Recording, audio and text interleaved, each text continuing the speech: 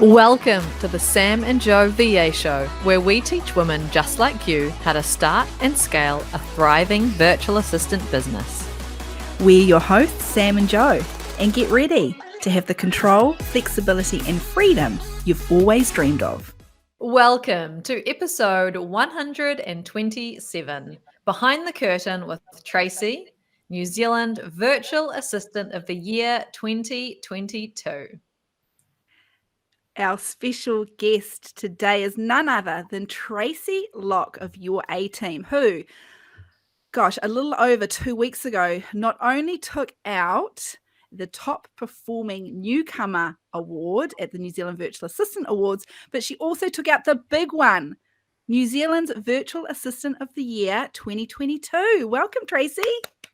Thank you so much for having me. I'm so excited to be here. So, Tracey, we've brought you on today, kicking and screaming. No, not really. You do want to be here. To kind of give everybody a little sneak peek behind the curtain of your really inspirational virtual assistant journey. Yeah, I'm really excited. I'm really excited to be here and to be able to talk about that. It was a goal to be on the podcast at some stage. I just didn't think it was going to be like 9 months into the journey. I mean, it's happened really fast, hasn't it? Has. You know, you kind of, we first met you when you joined the Members Club Mastermind. Within, I think, about 3.5 months, you were fully booked out. And then I guess it's probably 6 months later, you've taken out 2 awards at this year's awards night. It's incredible. Yeah, it's pretty mind-blowing, right? Like, it's, I don't think it's completely sunk in, to be honest. Yeah, it still feels very surreal that I have those awards and that I've got that credibility now as well. Like it's obviously real because I physically have the awards in my hands, but sometimes it doesn't feel real. Yeah. So yeah, it was 3.5 months. I joined the Members Club in, I think it was like the end of March, but by that stage I'd already kind of set up my website and done some of the stuff that I wish that I hadn't done. But yeah, and then 3.5 months from launch date I was booked, purely because I took action on what I'd learned. So yeah, that's so awesome. Like, that's such a big achievement. To get fully booked in 3.5 months is incredible. And you learned and you took action. And that's one of the things that we really love about you, Tracey, as a business owner, that taking action imperfectly is awesome.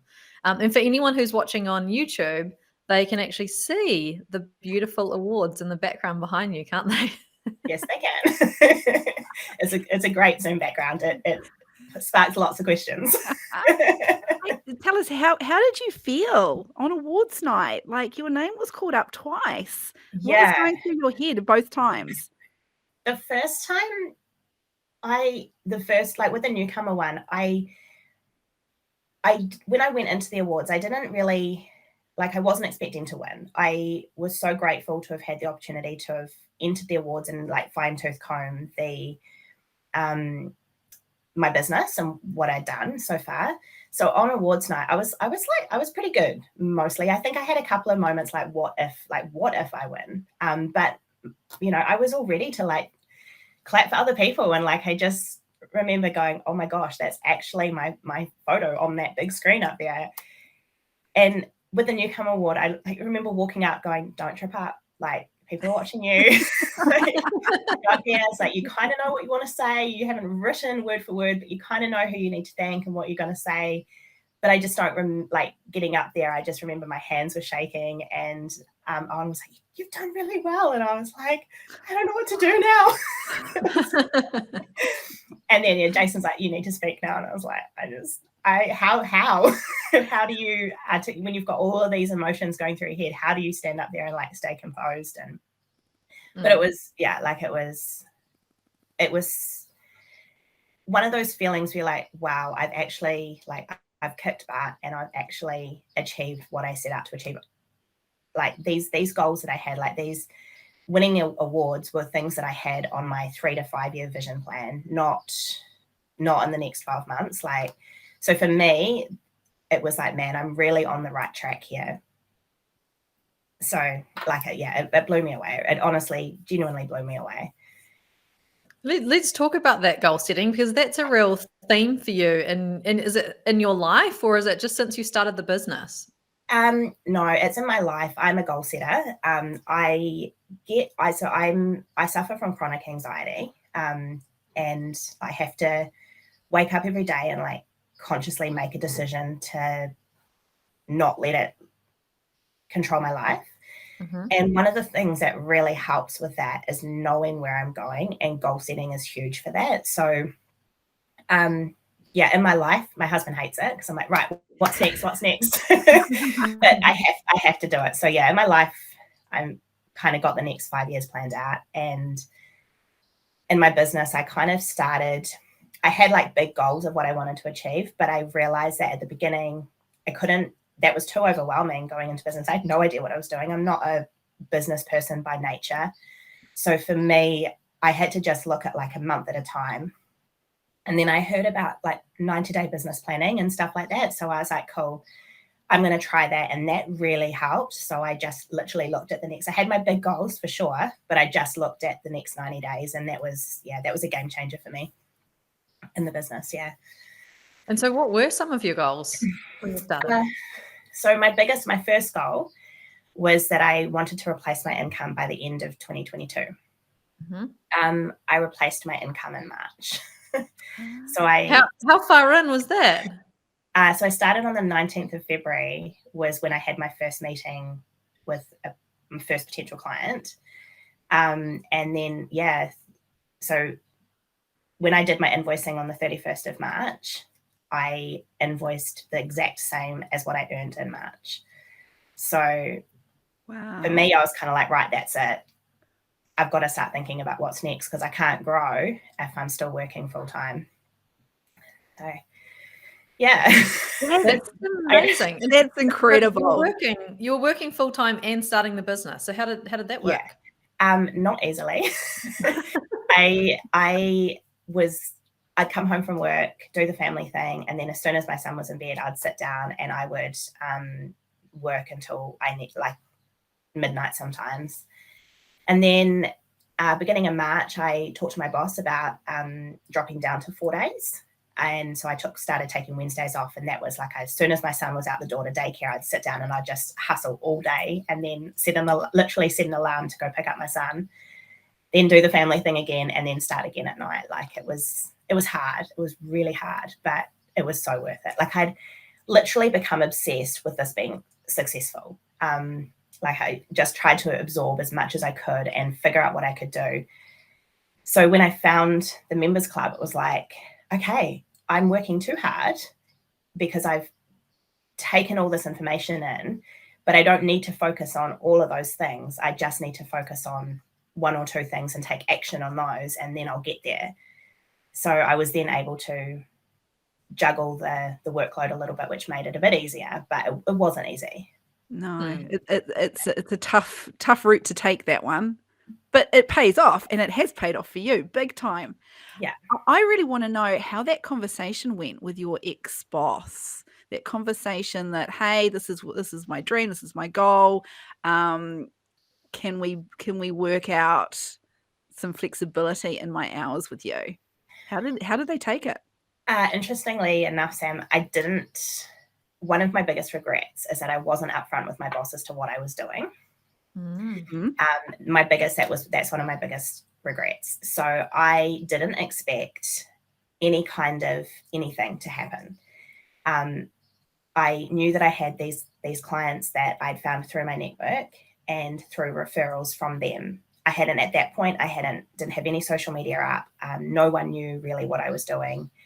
I had a Facebook page, but I had like 12 people following it. Like I was like, no one's going to hear about this. So I went in, and I'd had quite a difficult patch in my work, and I was at a point already where I was like, this isn't the job for me. I'm not enjoying this. So I went in with the whole, hey, I'm not really very happy. I need a little bit better work-life balance. I would like to drop to 4 days. And we had really good chats, and really like my boss was so supportive of like good work-life balance and rah, rah, rah. So I took it and then I felt terrible. I felt so bad. And I was like, that was not a good, like that was really bad. So then I was like, okay, well, I'm just going to have to wing this. Like, I'm going to have to own it at some point. And then my boss went away and worked at a different facility for 3 weeks. And I was like, oh no, I can't own up for 3 weeks because she's not here. Oh no. So every Wednesday I'd be working and I'd be feeling so guilty that I was working on my business when she had given me the day off for a mental health, work-life balance scenario. So when and then it was International Women's Day, and one of my friends shared a post that I put on Facebook, which again, I genuinely thought no one would see. And she shared it, and I love her for it, but she shared it to our community grapevine. And it was like, my amazing friend, she's got into business on her own, like had her app and everything. And I was like, oh my gosh, Oh no. oh my gosh, my boss is going to see this. So the next morning I was like, right, I'm just going to have to ring her. And to my surprise, she had come back a week early. So she was in the office, and I sat her down and I was like, look, I am so sorry. I've made a really bad error of judgment. I've learnt my lesson. This is what's happened. This is what I want to do. And she was so proud of me. Aww. Like, it could have gone either way. Yeah. Like, I could have been severely disciplined, like disciplinary action, right? Like, I was like, oh, and HR is my background. So I was like, why did I do that? Like, I was just so nervous about admitting that I wanted to do something different and how that would be perceived by my boss, that I just made it about me, but about something different. But she was so supportive, and she said to me, I understand why you didn't tell me. This is a very scary thing that you're doing, but I'm so proud of you for owning it and telling me now. And what can we do to support you? And I was like, you're doing it. Like, wow. Letting me have the Wednesdays off, you're doing it. Wow. So I was super lucky that didn't backfire in my face, because it had huge potential. Massive. That could have gone so wrong. Honestly, so, don't do that. I was being so nervous listening to you tell that story. Like, oh my God, how's she going to react? Oh, she's going to tell her off. And I was so, like, that morning I felt sick. I felt physically sick. And I'm not someone, my whole life never really been someone to take days off for me. And that morning I was like, I'm just going to call in sick. Like, I'm just going. And I was like, no, this is not what you do. You need to own this. You made a mistake. Now you have to fix it. Like, you shouldn't have been dishonest at the beginning. So, yeah. What an incredible lesson for you, Tracey, really, really early on, because now you know not to put off the difficult conversations. Yeah. Yeah. Difficult conversations are hard. They are so hard. But I don't think in my time, I say my time in business, not it's been that long, but in my time, I have had to have some really difficult conversations. And the period leading up to that conversation is 1,000 times worse than the conversation itself. And now that I've recognized that, it makes those conversations so much easier. And to do them faster, right? Because the more you stress about it, the longer you leave it, the further you delay it, the worse it is. Yeah. Oh, that's a great lesson to have, because there's going to be difficult conversations that you need to have with clients, and honest conversations and things you need to own up to. So it's great that you learned that lesson right in the very beginning and how important it is. It was a great one to carry through into your business. Yeah, 100%. What a roller coaster you've taken us on, and we've only been talking a few minutes. Like, my heart. I don't know how I'm going to survive the whole episode. Sorry. So let's dig into, what was the reason why you wanted to start your own business? I wasn't happy where I was working. But also prior to that, my husband and I realized very quickly that parenting's quite hard. And we don't have, like, we live in Auckland, and my mum lives on that opposite side. Like, she couldn't get any further away as far as the boundaries of Auckland go. So we actually don't have any support network from a family perspective. We've got amazing friends that help out when we can't, when I had to work late or whatever, but we just didn't want that for us going forward. And like coming into knowing that my son was going to school in a year or two and school holidays and stuff, it freaked us out a little bit as to how we were going to juggle that.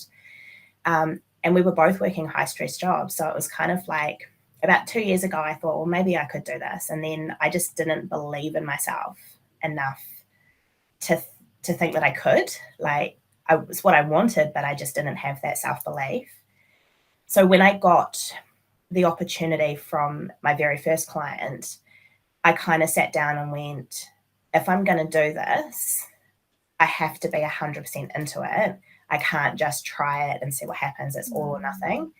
So it had kind of just been something that I'd thought about, but not really jumped into because that self-belief wasn't strong enough. Yeah. When did that self-belief kick in? Like after how many clients? To be honest, Sam, the self-belief is something I have to work on every single day.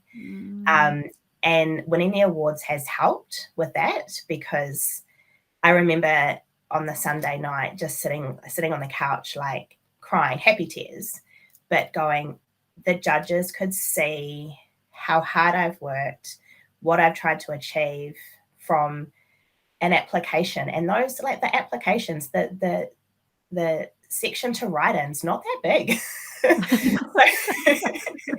So I was get to the point. yeah, exactly. So I was like, these people have seen what I've achieved and what I can do, and they can see the potential moving forward, right? Because that was the whole Newcomers thing, the potential that you've got. So I was like, you've got to believe it now. You've got to believe it. And then I had a really lovely message from Nat Toloff. Like, I just watched the awards and I'm crying, congratulations, I'm so proud of you, rah, rah. And I messaged her back and I was like, my brain's really struggling to comprehend this. So we started talking about when you reach your kind of upper level of what you ever dreamed possible, and having to have a moment to kind of reflect, but also lift that belief system that you have and that you are worthy of it. And that's been a really big help for me, because now I'm starting to go, man, I actually did do that, and I am actually kicking butt, and I am doing really well. So, but it is something I have to keep working on. And I suspect it'll be something I have to keep working on for a long time. Yeah.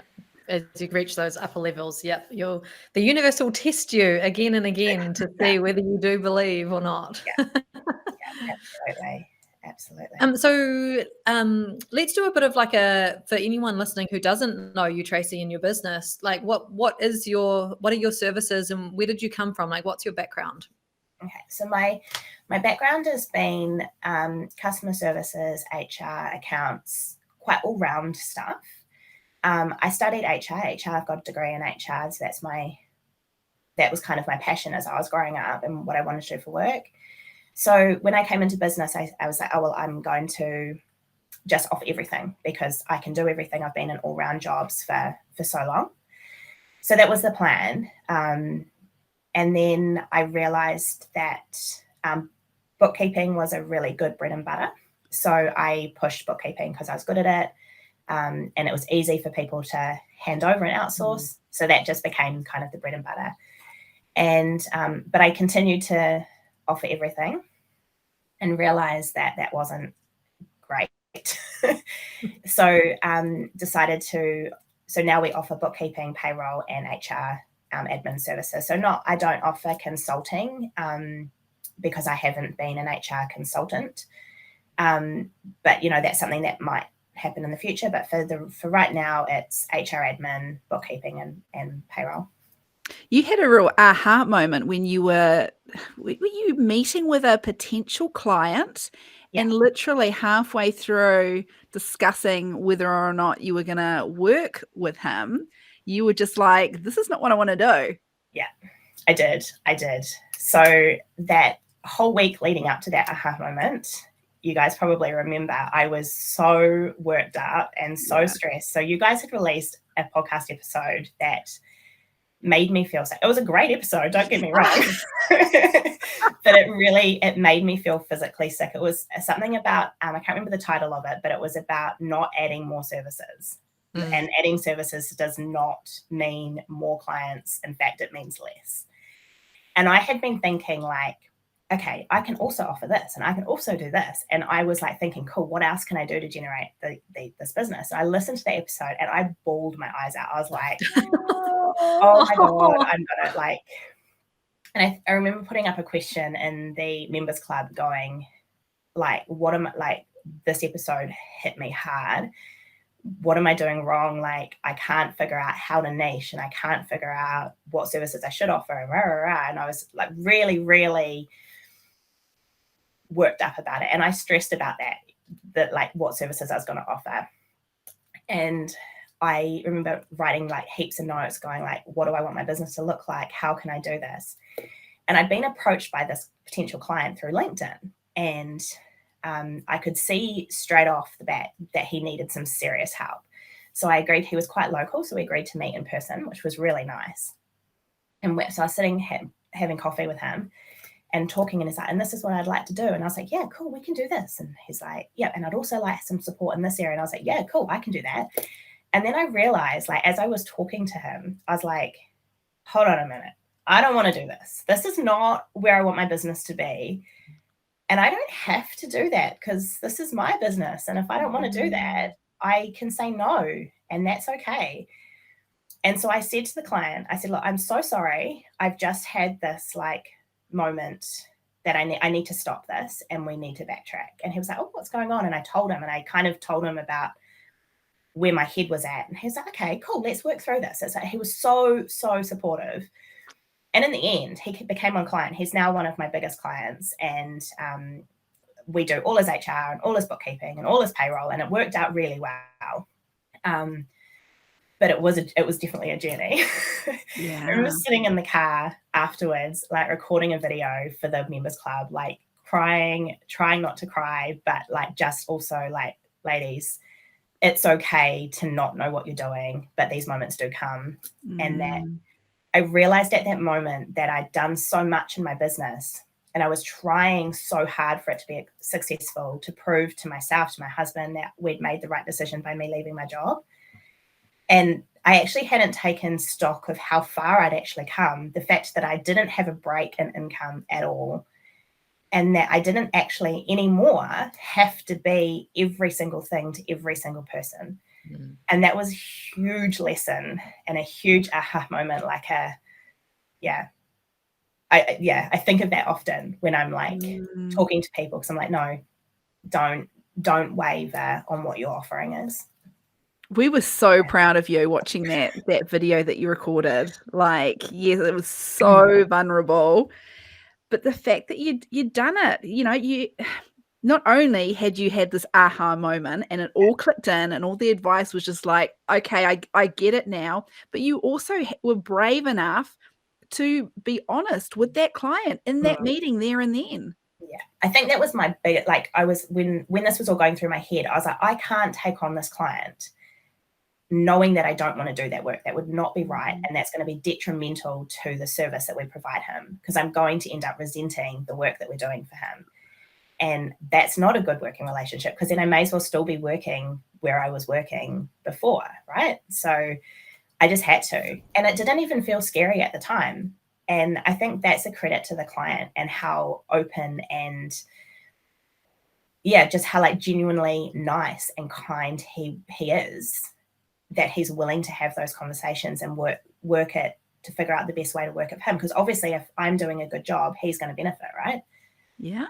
So, and I think often we don't give our clients enough credit that they get it. A lot of them have been there in their own businesses. Yeah. They've learned that lesson themselves. And so then when they see it with those that they're potentially going to work alongside, it's really cool. They actually get really excited about it. Yeah. They want that for you as well. Yeah, absolutely. And I've been really lucky. No, I don't like the word lucky, because it's been a lot of hard work, but I am very grateful that the clients that I attract have very similar belief values as me. So we do celebrate those wins together. Like some of that, when I told my clients that I was a finalist before I'd even won the awards, the feedback that I got from them was, I said, these are clearly my ideal clients because they get it. So. You're putting whatever you're putting out there, it's attracting the right type of client for you. Would you say that you're being really intentional with those that you take on? Like, have you said no to someone that you've met with? Yeah, no, they're not the right fit.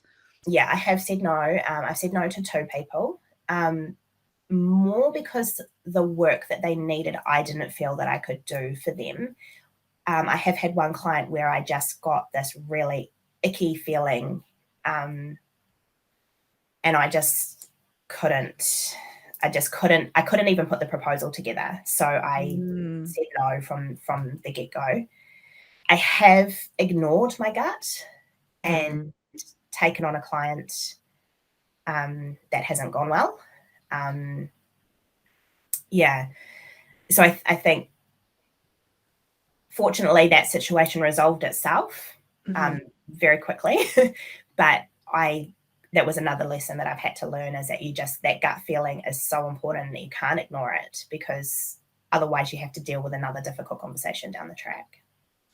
I think that's really key. So like every business owner has to learn that for themselves, right? You have to go against your gut at one point or another to really understand that your gut is always right. If you get that icky feeling and you're just like, oh, something doesn't feel right, you have to trust it. I'm pleased that you learned the lesson and now you don't have to learn it again. Yeah, absolutely. That comes down to a self-belief thing as well. I believe, like, if you don't believe that you're on the right track and doing the right thing and believe that you can do it, you're not going to be able to trust your gut, because you're constantly going to be guessing, am I doing the right thing? Is this the right move for where I want to go? So that I truly believe it comes back to that self-belief. If you can nail that, the believing in yourself and trusting your gut is second nature, I think. So important. And I love that you have had the courage to say no and realized early on in your business journey, which is not very common, that you are in control and you can make the decisions and you can choose who you work with and who you don't. So I love that for you. And I hope anyone listening who's early on in their business can hear that as well, that you are in control and you can decide who you work with. So kudos to you, Tracey. You know what? I'm really excited to dig a bit deeper as to how you became fully booked within 3.5 months. I honestly became completely obsessed with being successful. I'm not entirely sure that it was particularly healthy at the time, but it was what I needed to do. I absorbed everything that I could. I Googled, I researched, I watched YouTube videos, I found the members club. I surrounded myself with resources and people that had the knowledge and were willing to share that knowledge with me. I remember having my business bestie, as I call her, she said to me, you need to invest in a business coach. If you're going to be successful, you need to spend the money to get that support around you. And I was like, okay, if she, like, this lady, she's amazing. So I was like, if she says that's what I need to do, that's what I need to do. So that's where I found the members club, and I literally absorbed everything. But I then realized that it was all good and well absorbing all this information and spending all this time learning all this stuff. But if I didn't do anything with that, I wasn't going to be successful anyway. So then I made a plan to take action on all of the things that I learned. And I put my face on LinkedIn. And I remember when I updated my LinkedIn page to say that I was offering VA services, I was still working. And I was like, oh my gosh, this is going to backfire. But it didn't. It didn't backfire, but I did it anyway. But I was terrified. And I remember doing a LinkedIn, asking you two to do a LinkedIn review. And you said to me, like, you've listened, you've heard the message, your face is on there. I was like, yes, I'm nailing it. Like, and just, yeah. So then I was like, right, cool, can tick that off the list. What's next? So I just constantly, every day, I invested time ticking off what I had learned and implementing it into my business. I still have lots to do. Don't get me wrong. My business is not complete. There's processes that still need to be written and stuff that still needs to be done. But it was, the key part was taking that action. And like, I've sent so many messages on LinkedIn. The amount of times LinkedIn has been like, you can't send any more messages. You can't connect with any more people. I was like, okay, all right, noted. But that, I think that action taking is so key. Like, you can honestly, all the information's out there. You can sit and learn it and learn it and learn it. And I think it is actually a real risk to become addicted to learning and not actually taking action. So you've got to find that balance. And one of the things that I also did is I unfollowed on my social media, all the things that weren't business related. So my newsfeed was literally, I was just consuming all day business and success stories and people that had huge amounts of wealth and all of these things that were really inspirational. And I stopped listening to music, and I listened to the podcast from like the beginning all the way through all that. Like, I became obsessed with it. But then realized, I had to start taking action. So action I took. Yeah. Wow, you really, like, when you decide, once you make a decision, you go all in. Obviously, that's a part of your personality, I'd say. It is all or nothing. I can't.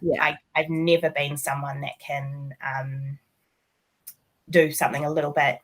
It's either I do nothing or I do it all. I'll also say, like, there's been so many courses in my, like, growing up, and I'm going to learn this. I'm going to do this course.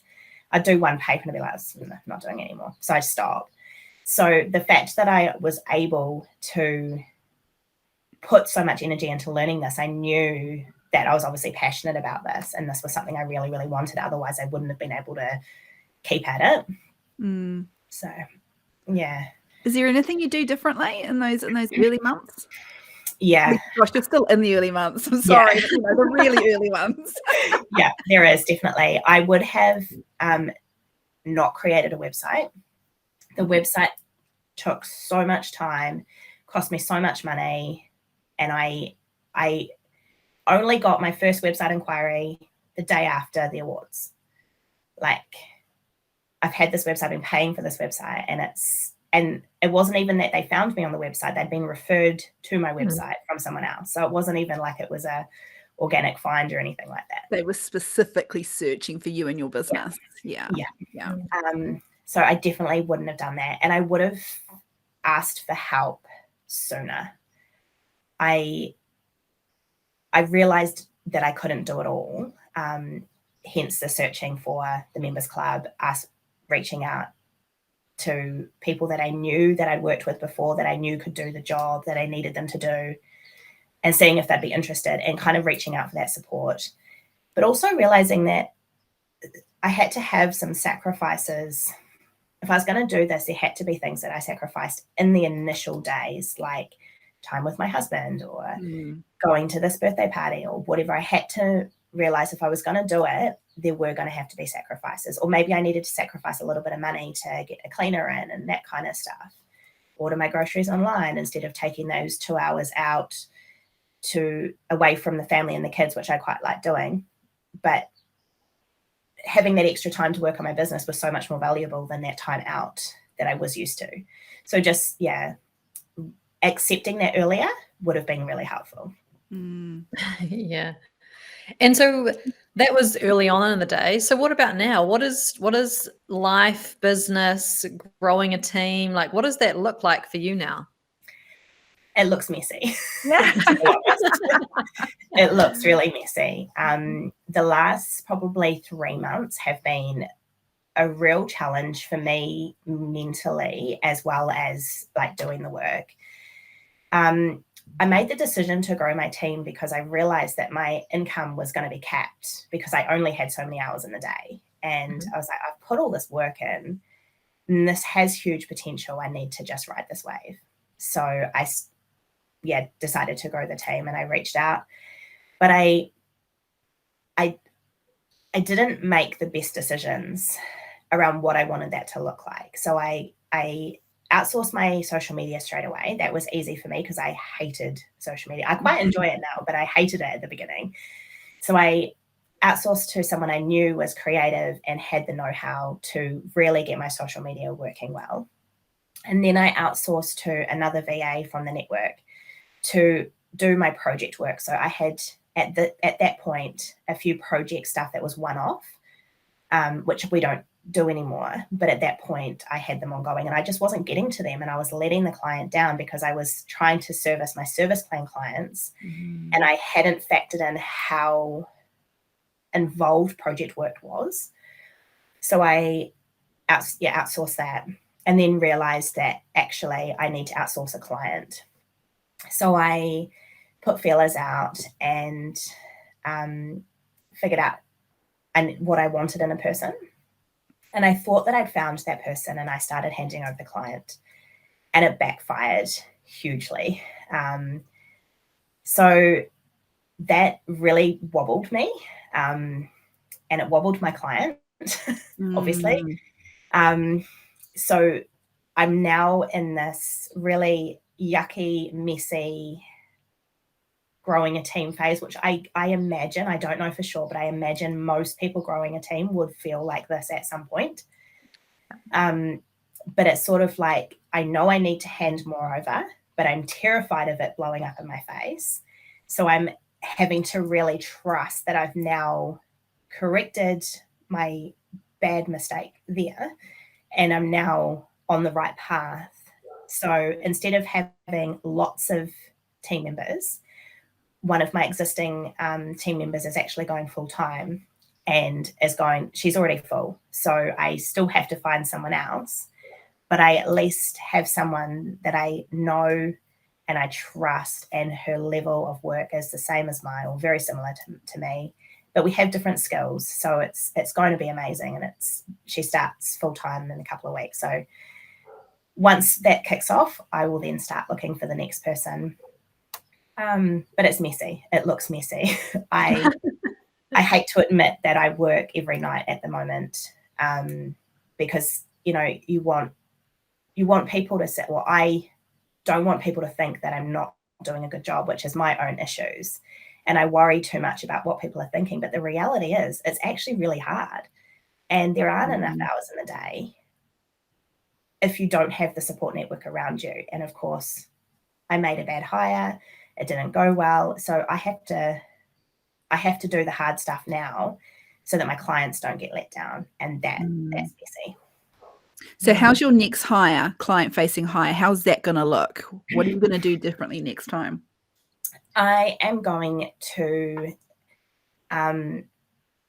trust my gut because everything that I did, and I didn't, I can hand on my heart say that I interviewed and I reference checked and I did all of the things that I needed to have done. I did the disc profiling and I did everything that I would have done when I was recruiting, when that was my job. I had two candidates that were both really good. One of them was local and one of them wasn't. And there was a slight red flag with the person that was local, but I ignored it because I liked the idea of being able to catch up regularly, not over Zoom. And I kicked myself. 2 weeks in, I was like, I've made the wrong decision. And I kept trying and I kept trying and I kept trying because for a whole lot of personal reasons, I wanted to show her that I supported her and I wanted her to think that I was a good boss. But in the reality of it, my business suffered because I made those wrong decisions. So next time, I have to hire from what looks good on the paper, what references check out, and what my gut tells me as well. Because as we've already learned, our guts they know, and they're right. They're always right. It's always right. My gut has never let me down, and I've only ever been let down when I've ignored it. They are our biggest tool, I reckon. Our instincts, our biggest tool. And so many of us don't tap into that as a tool. No. And it is hard to do, right? Like it's not something that not everyone has the ability to do that, I don't think, because it takes a huge amount of confidence and self-belief to be able to trust your instincts. But, you know, we've got to make, I truly believe that I needed to make that mistake in order to remember or remind myself that I, A, do know what I'm doing, and B, can have hard conversations, and C, realize how important it is to get those things right from the beginning. Because if that had been in a year's time when I had more staff and more clients, more people would have been let down. I'm fortunate that this mistake only affected one client, and the client is happy now. I'm taking over their work, and everything's going really well now, but it was ugly. The last 3 months have been a little bit ugly. But you don't want people to see that, right? Like, you don't want people that to go over their own social media, and you don't want to be like, hey, we're having a bit of a difficult time at the moment, because that's not what people want. But in reality is, if I'd owned it and reached out to the network, which I did eventually do, I think on one of our coaching calls, I was like, I can't do this anymore. I need you guys to remind me that I know what I need to do. You know, like, because I had lost all faith that I did know what I was doing because I had made a bad decision. Yeah. We live and learn. Something that I want to commend you on, Tracey, is that you something fell off my shelf. That was very I think that was the awards program. Was it the awards program? No, it was like a little flower pot thing. My flowers on. Weird. So weird. The universe is either telling me this is a great thing to say and everyone should listen up, or shut up, Joe. Yeah. But I want to commend you, Tracey, on you made a bad hire, but you didn't let that stop you from trying again. Because a lot of people can have a bad experience like that and then go, oh, I'm not meant to hire. I'm just going to do this myself because no one else can help me. I'm not going to do that again. But you know that it is the right decision to grow your team for you, for where you want it to go and what you want it to look like and your goals. And so you didn't let that stop you. So well done on that. It's a very tough lesson to learn, and it's very expensive. I have been there myself multiple times. I actually, hats off to you, Tracey. Like, the fact that you deal with your anxiety on a daily basis, that you've had some really big learnings in the last 6 months, that they could have totally made you spiral, given your struggles with their anxiety. But they haven't. Well, they may have done it a little bit, but you've brought it back. You haven't allowed that to stop you from trying again. Yeah. It's amazing. It is, and it's something I tell myself often, that, you know, you're doing really well because you know, this doesn't come naturally to me, and being brave and living outside of my comfort zone doesn't come naturally to me. But I realized not so long ago that I didn't have to conquer all these fears and be brave all the time. Well, I did have to be brave, but I didn't have to conquer the fear before I did it. I could just do it and get comfortable with being, like that saying, you know, get comfortable with being uncomfortable, because the more I've done it, I can see and I can pick up on my anxiety triggers quicker, but I can still go ahead and do things that I never would have done. Like, I go live weekly now, and there's no way 3 months ago I would have done that. Not a chance. And like last night, Santana and I did a ClickUp live, and I would never have done anything like that 3 months ago. And all of these little things are reminding me that I have got this together, and that I'm the only one that thinks that I don't. And yeah, I think, realizing that you don't have to have everything sorted and together to be successful, and just as long as you're taking action, you're together more than you realize. Yeah. That's key. But I think also having a huge support network, like, I can't, and this is not a sales pitch for the members club, okay? It's just a disclaimer, this is not a sales pitch. But having the members club has been so valuable to me because I've lost count how many posts I've put up in the Members Club going, I'm not sure I'm making the right decision, or, hey, I've lost a little bit of confidence. These are my goals. I need a little bit of support and accountability from you guys. Can you help me out? The love and support, like genuine love and support that comes through has been, I think, what makes life so much easier, because it's a lonely gig, right? Being at home all the time is lonely, and not having that support you just wouldn't be successful. I truly believe that you wouldn't be successful if you don't surround yourself with people that support you. And the Members Club gives you that. You don't have to go looking for it. It's there. And everyone is genuinely so supportive. I put a post up a few months ago. I was having a really difficult time, and I was still so focused on my goals. And I really wanted to achieve them. And everyone was so lovely. But then for weeks later, I was getting private messages from these beautiful women in the Members Club checking in on me, making sure I was okay. Got flowers sent to me. Like, it just, like, that support, business or otherwise, is so valuable. And I think that's something that, as if you're going into it new, having that support is going to be key, because you don't actually have to do it on your own. And to be honest, you'd be silly to try, because it makes things so much harder. So much harder. Successful business owners have never done it on their own. They've always had the support and experts and advice and like community and tribe from others to help them get there. And I love that you've found that in the Members Club, Tracey. It's really awesome, because you don't have to do it alone.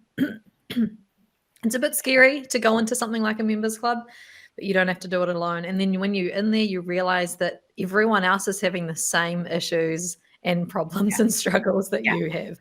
And that whole, like, you know, that imposter syndrome that we all feel, everyone's feeling it. It's not just you. Everyone feels it. And it can be really disheartening sometimes when you're scrolling social media and you see all these amazing, successful people, and you're like, how are you doing this? Why can't I do that? Why I can do this, but I'm missing something. There's a puzzle piece missing, and that can be quite disheartening. So knowing that there's a place to go and people that feel the same but have different answers to you, that can just fill in those puzzle pieces I can honestly say I don't think I would have been anywhere close to where I am now if I didn't have that support. So we know that there are lots of virtual assistants listening to the podcast who really struggle to find clients, and you have had no issues with that whatsoever. So what would be your advice to someone who is just like, I really want to get booked out. I want to be where Tracey is. How do I get those clients? What specifically did you do to get them? What did I do? So I was very fortunate that my first client was within my network. They reached out to me because I had reached out to them a couple of years earlier and said, hey, I want to start my own business. What did you do to start yours? Can you guide me? And I didn't take action at that point because I didn't believe that I could. So when they reached out to me, I was like, okay, I've got an opportunity. Let's all or nothing here. And then they referred me to some other people. And it was amazing. I was so lucky. They set up meetings for me. I went down to see them in Hamilton, and they set up 3 other meetings for me that day, and they escorted me to all these people that they knew. What? I know. Hold on. I have never heard of this before. This is unbelievable. Yeah. So they have this, they call it level 6, and they have this office, and there's like 3 other businesses, or there's 3 businesses on the floor, and then there was an external party as well. And so from those 4, I signed the initial client and then 1 other. So I basically did 4 discovery calls on one day, which was scary. But prior to that, I was like, okay, I've got to make sure I've got my website, my business cards, everything. And I did all of these things that I actually didn't need. I don't even think I gave them my business cards on the day, to be honest. But it was a really good experience. And because I had to like come up with a proposal and what could I offer, and it all happened really, really quickly. So I had 2 clients sort of from day one, which I was very grateful for, because I didn't have to try that hard. And that sounds terrible because it's not really advice to anyone listening, but I still had to work for it. I still had to make sure that my proposal was right and that I could offer what they needed. But I did have 2 clients pretty much from day one. It went quiet and I was like, okay, 2 clients is not enough to create a business. What am I going to do? And I followed up these other 2 clients and followed up and heard nothing. And I was like, okay, I've got to do something now because this isn't enough. This isn't enough work. Where am I going to go? So I went to LinkedIn and I messaged and I connected with people that I had no idea. I think I put in business owner in the search bar and I connected with all of these business owners and I sent them messages and I heard nothing back for ages. And I was like, okay, this isn't going to be great. This is not ideal. Then one day out of the blue, I got a phone call from my accountant and she said, look, I've been following what you're doing on LinkedIn and I've got a client that I think would be really good for you. Here's their number, give them a call. So I set up a meeting with them, went and saw them, and then they signed up pretty much on the spot. And I, said, have you seen what I'm up to, or are you just going on the advice of your accountant? And he's like, oh no, we've been seeing you. You're all over LinkedIn. And I was like, oh, I'm all over LinkedIn, because you can't see that, right? Like you can't see that what you're doing is actually paying off because you're seeing everyone else's stuff. So I was like, okay, this is working. Got to keep going. And so LinkedIn was really my method. So the more I was doing on LinkedIn, the more inquiries I was getting, and they didn't all become clients. But these people, once I was working with them, they then referred me, and then I got inquiries from LinkedIn. And then I connected with a local franchise owner who was wanting to do some business coaching, and he didn't have experience in Xero, and he wanted to offer his business coaching like he was doing startup, that kind of first 6 months in business. And he wanted to offer them some Xero support in their initial startup phase. So I connected with him, worked with him, and then got clients through him as well. So I just, honestly, it came down to my network and LinkedIn. So if you're not on LinkedIn, it's going to be hard. I think I've had one client come from Facebook, from posting in there and on someone's comment. And they're a small client, lovely client, but I wouldn't, if that was all I was doing, I wouldn't be booked out. No way. You know what it also comes down to, Tracey, is I think that you obviously make a really good first impression when you meet with these potential clients, but also you're doing a great job for them, because there's no way you'd be getting all these recommendations. People would not be going out of their way to hook you up with their clients if you weren't doing a great job for them. Yeah, that's really, I find that really hard to hear, but that's a self-confidence thing, right? Like, it's like I'm doing this work for them. And when I send my invoices out, every time I send out my invoices, and they're fixed invoices, right? They're service plans. I don't do casual work anymore because the admin involved is the same as a service plan. And it's like, when I send that service plan, I ask myself, did I give that client value this month? And I think that really helps me hold myself to like delivering excellence all the time. And I've dropped the ball, especially when things have gotten really busy, but I think I own it, and I ring them and I say, hey, look, I've just realized I haven't done this. I'm doing it now. I'm really sorry.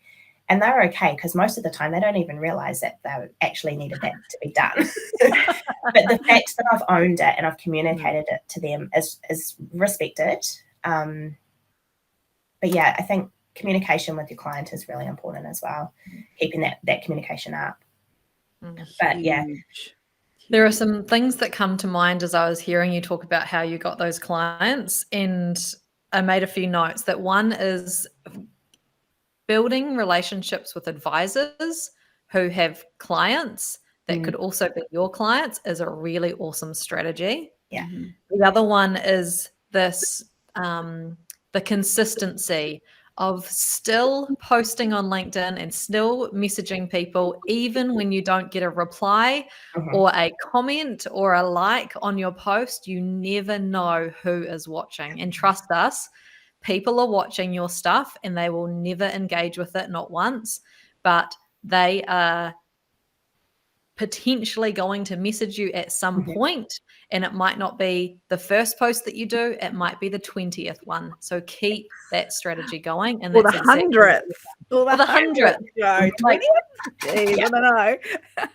You Social never media- know who is watching. Yeah, no, and social media is one of those things where when you stop, it's so hard to build that momentum again. So you disappear because you're busy, and it's the first thing. I can hand on my heart tell you that when you're busy, it's the first thing to disappear.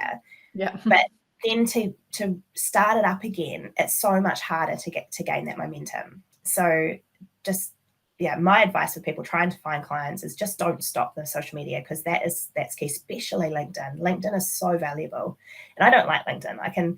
It's not my favorite place to be, but being there, but you know it works. It does work, and especially starting out, that it's important, right? It's important that you're doing something that you know works. I mean, you could sit there and probably email businesses and stuff, but when you've got a platform that all the businesses are there and the people that you want to be in front are there and they're active on it, and they sometimes don't even know that they need you, right? And then you do a post and they're like, oh, this could be helpful. And that's when when you trigger that kind of thought process, I think that's when the ball runs. In you niching and doing HR, payroll, and bookkeeping, your messaging is so clear as well. Like, people know, oh, Tracey's the person that does the HR stuff. I need an HR assistant. That's who I'm gonna call or message. Yeah. It's great. Absolutely. Great. Yeah, niching was definitely something that needed to happen. Just went a long way around it. That's okay. It's fine. You did it. Yeah, absolutely. You got there, and that's the most important thing. Yeah. And it didn't take you years and years and years. It literally only took you a few months. No, it took one podcast episode to throw me into a spin. Gosh, you've had loads of learnings. What would be your biggest? Have you got one big bit of advice that you would give a virtual assistant that's listening to this? Yeah, I am and are about this answer all the time, but I always come back to realizing that you don't have to do everything for everyone. You don't have to be that go-to person for everyone, because that is going to break you. You can't sustain that. It's, we're business owners, right? But we're also human beings. Like, we also have external factors, our family, our whatever else we like to do, our hobbies, all the things we like to do. If we try and do everything for every person, that's not sustainable.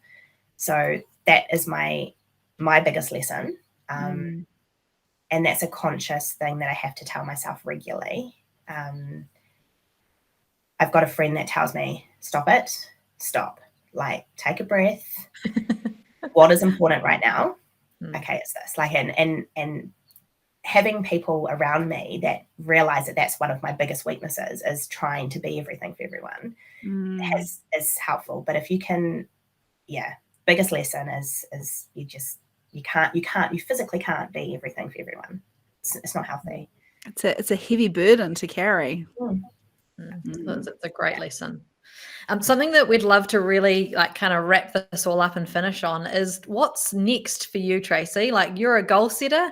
What are your future goals? Because we know that you've had to reset some recently because you've achieved your 3 to 5 year goals already. So what does the future look like for Tracey Lock? Oh, look, I do definitely have to set some new goals. One goal that is still really big for me is I want to have my own co-working space. Working from home is great. I love working from home, but it's lonely. So I would really like to have not for my team necessarily to come and work there, because the best people for my team might not be in Clark's Beach or Pukekohe where I'm based, but having a place where, we've got one in Pukekohe where they do networking breakfast from time to time, and they have social club events because these people don't have people to have social club. It's a really cool environment, and I want to create that, and I want to create a learning space as well. So yep, sure, come and have a desk, but let's have a place where we can share our learnings and maybe get some special guests in, and embrace that kind of everyone's smarter than each other in different ways. So that's kind of like my big goal. But for your A team itself is just to keep growing and really nailing that niche, like really become that. So at the moment, I've got the niche and stuff, but I'm not first on to mind yet, and I want to be first to mind. Cool, I need HR. This is who you go to. Because I think of people that, I need HR, I'll go to that. Wait, I can do that. So that's where I want it. So I'm just going to keep that growth going. What that looks like as far as a goal goes, I'm not sure yet. I need to have some planning time, and just haven't had that chance to breathe since the awards, but that's okay. They will come. It's been a roller coaster. It's only been a couple of weeks since the awards. What a roller coaster it's been for you as well. Yeah, it has. It has definitely been. It's an amazing roller coaster, right? Like, roller coasters aren't always scary. No. Yeah. Just think of those little teacups at Disneyland. They're not scary. Is that technically a roller coaster? Maybe not. But anyway, Tracey, we feel really, really privileged to be part of the last 6 months with you. Like, just watching you take action, make mistakes, learn from those mistakes, picking yourself up and just getting on with it has been an absolute joy. And the fact that, we've said it to you before, it's obvious whenever we see any part of your business that you ask us to look over, it's like, she's been listening. She's done the homework. She's shown up. She's taken action. So really, it's just us then tweaking a few little things, because you've got this. You've absolutely got this. And we can't wait to see.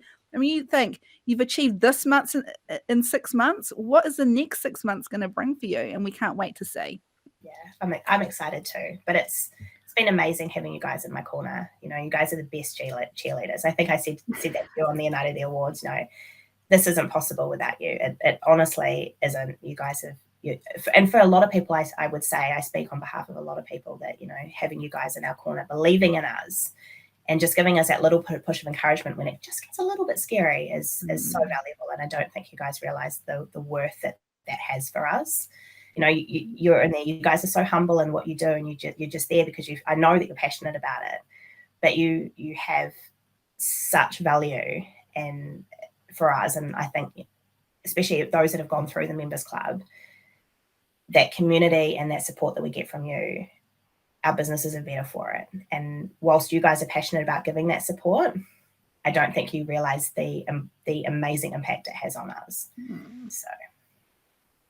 Oh, thanks so much, Tracey. We are super proud of you. And this next year is going to be very exciting. We can't wait to see what it's going to bring. Thanks for listening to this episode of the Sam and Joe VA Show. If you'd like to find out more, head to the VA Foundry website to check out the Members Club and the amazing resources, training and coaching. You can find us at thevafoundry.com.